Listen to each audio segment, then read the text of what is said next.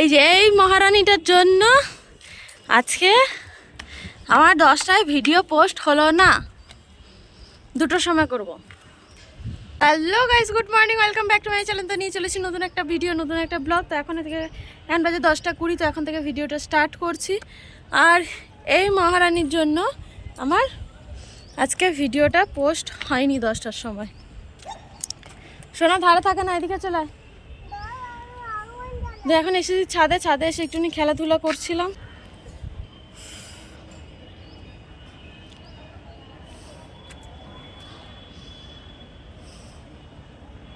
তো গাইস এখন বাজে দুপুর 2টো, পাক্কা 2টো বাজে। তো আমার রান্না বান্না কমপ্লিট, যে কাজগুলো করেছিলাম সেগুলো দিয়ে আসা কমপ্লিট। দোকানে বসার ছিল, তোমাদের দাদাভাই ডিম আনার ছিল, তো সেটাও কমপ্লিট। তো কি রান্না করেছি তোমাদেরকে একবার দেখিয়ে দিই। করেছি চারাপোনা মাছ দিয়ে লাউ ঝোল, ভাত আর চাটনি। প্রত্যেক দিন ঘুরতে যাচ্ছে, প্রত্যেকদিন ঘুরতে যাচ্ছে। বানিয়ে নিয়েছি কফি, আর এ খাচ্ছে দুধ। শীতের সন্ধেবেলা বানাতে বসে পড়েছি ভেজিটেবিল চপ। আর এখানে আমি ফোড়নে দিয়েছি, ফোড়নে না, একটা ড্রাই রোস্ট মশলা করা হবে। তো সেখানে আমি দিয়েছি তেজপাতা, শুকনো লঙ্কা, তারপরে দিয়ে দিচ্ছি 1 চামচ জিরে, 1 চামচ মৌরি, 1 চামচ ধনে।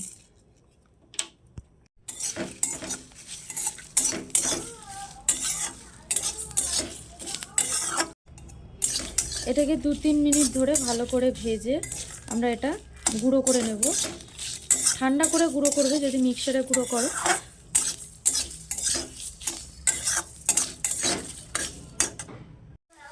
এনে আমি কিছুটা তেল দিয়ে একটু কাঁচা বাদাম ভেজে নিচ্ছি। তোমরা যদি চাও ভাজা বাদামকেও ভেজে নিতে পারো। এখানে কাঁচা বাদাম আমি ভেজে নিচ্ছি।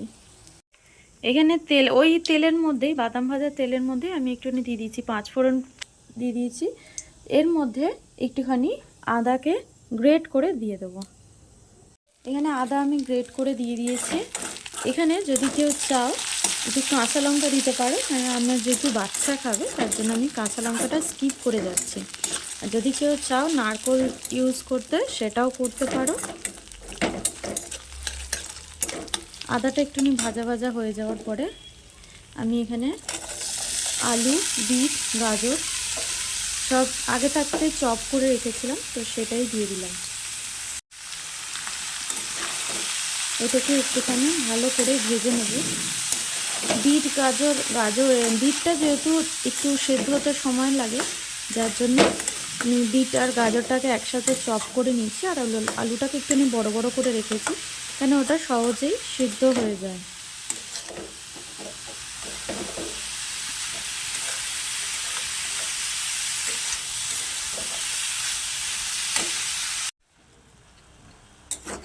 এতে একটুখানি নুন দিয়ে কষালেই দেখবেন জল বেরিয়ে আসবে। আর এটাকে ভালো করে চাপা দিয়ে একটু সেদ্ধ করে নিতে হবে।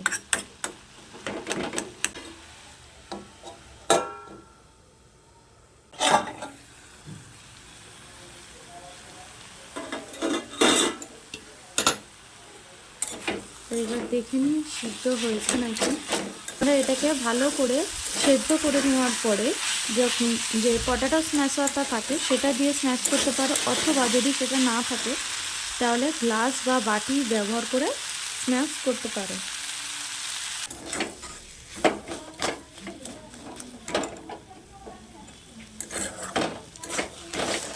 এটা আমি স্ম্যাশ করে নিয়েছি, গ্লাস দিয়ে করেছি। আমি এটা অফ ক্যামেরায় করেছি, তার কারণ হচ্ছে আমার ক্যামেরা ধরে দেওয়ার মতো কেউ নেই, আর এক হাতে করে ধরে করা সম্ভব হচ্ছিল না।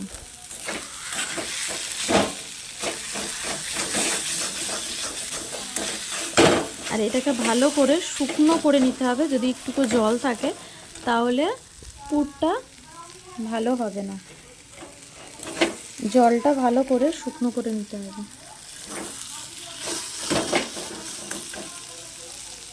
আগে থেকে যে মশলাটা ভেজে গুঁড়ো করে রেখেছিলাম সেই মশলাটা দিয়ে দিলাম। আগে তো আমরা নুন দিয়েছিলাম, তো পরে আর নুন দিচ্ছি না। ভেজে রাখা বাদামটা অ্যাড করছি। এখানে আমি স্বাদ অনুযায়ী চিনি ব্যবহার করছি, তোমরা তোমাদের স্বাদ অনুযায়ী চিনি ব্যবহার করতে পারো। এখানে এটা আমি পুরটা প্লেটে ঢেলে ঠান্ডা করার জন্য রেখে দিয়েছি। আর এখানে আমি 1 চামচ ময়দা, 1 চামচ কর্নফ্লাওয়ার, নুন, মরিচ অথবা গোলমরিচের গুঁড়ো দিয়ে এটা একটা পাতলা ব্যাটার করে রেডি করে রেখেছি। আর এখানে নিয়ে নিয়েছি বিস্কুটের গুঁড়ো। এখানে একটা আমি করে রেখেছি, আর বাকিগুলো আমি করে দেখাবো। এটা একটু ঠান্ডা হয়ে যাক, এটা মোটামুটি ঠান্ডা হয়ে গেছে, হাত দেওয়া যাবে এরকম ঠান্ডা হয়েছে। তো এখানে আমি করে নিচ্ছি। আর এখানে আমি 1 পিস বানিয়ে রেখেছি।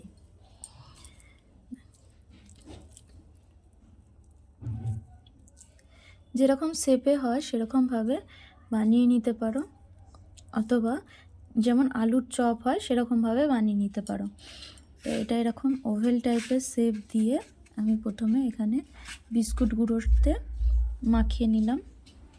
বিস্কুট গুঁড়োতে মাখিয়ে এটা কর্নফ্লাওয়ার আর ময়দার জলে ডুবিয়ে আবার বিস্কুট গুঁড়ো আমি মাখিয়ে নিচ্ছি।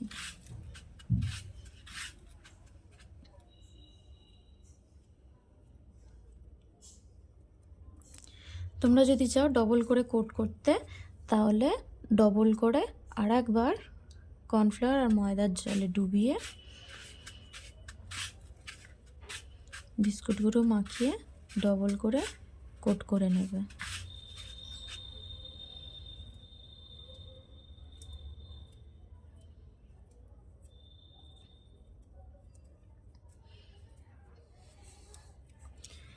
আমাদের রেডি ভেজিটেবল চপ। কড়াতে রিফাইন তেল আমি গরম করে নিয়েছি, বা সাদা তেল গরম করে নিয়েছি।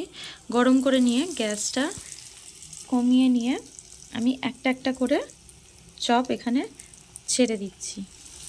সব একবারে চপ দেব না, তাহলে ভাজতে অসুবিধা হবে।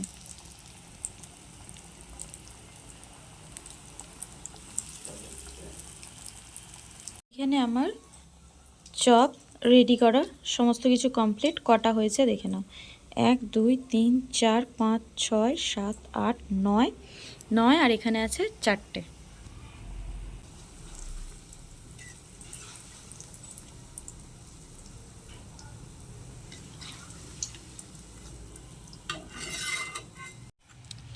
দেখো আমার এখানে ভাজা কমপ্লিট। তো এটাকে এবার আমি তুলে নেব।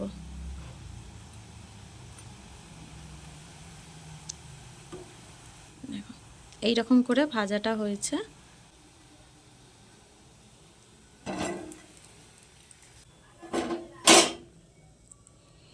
এবার বাকি যেগুলো আছে সেগুলো একে একে ভেজে ছেড়ে দেবো।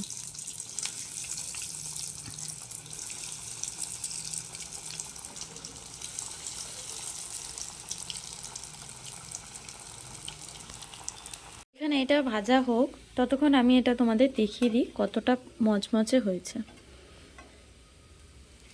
দেখো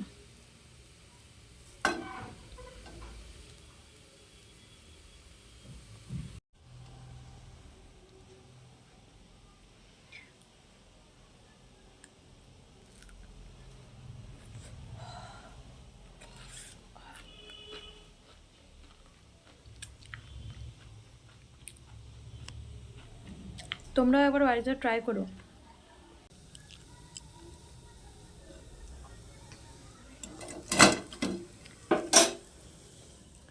এবার বাকি যেগুলো আছে সেগুলো আর দিয়ে দেবো একবারে।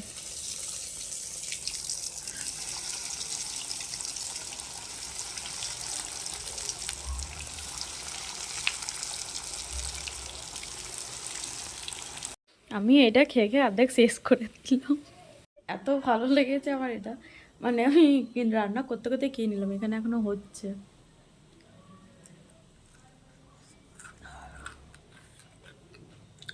গরম চা খেয়ে নিচ্ছি।